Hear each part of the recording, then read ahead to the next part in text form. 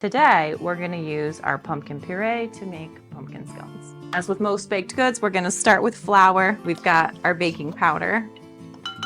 That's gonna help our scones to rise. We're gonna add in a pinch of salt because salt brings out the sweetness. And then we're gonna mix in our spices. Ground ginger, some spicy clove powder, good old-fashioned cinnamon, nutmeg. Whisk them together to distribute the spices and the baking powder and the salt evenly. Now we're gonna add our liquids together, including our pumpkins. We're gonna start with just a few eggs. I'm looking for about 250 grams of pumpkin puree. Our pumpkin naturally has sugar in it, which is why it works so well to turn it kind of into a sweet food, but I'm gonna add in just a little bit of maple sugar, which is my sweetener of choice. And lastly, for a little bit more of that flavor that we all love, some vanilla paste or vanilla extract, whatever you have. The very last liquid I need is just a little bit of milk, just enough to bring the scones together. This is the way I do my pie crusts, or when any recipe calls for cutting butter into a pastry. I freeze my butter and I do it with a box grater instead.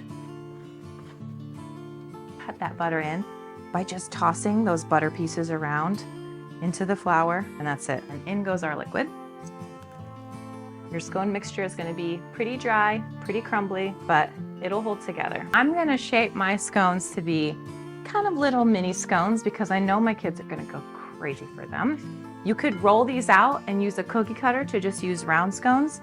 I typically make the little traditional triangle-shaped scones. If you've got the time, it's a great idea to refrigerate these scones before you bake them.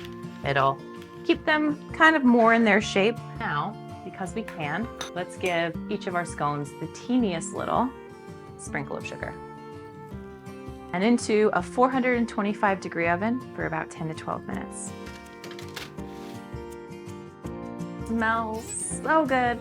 And they look beautiful. They're going to be a very welcome treat.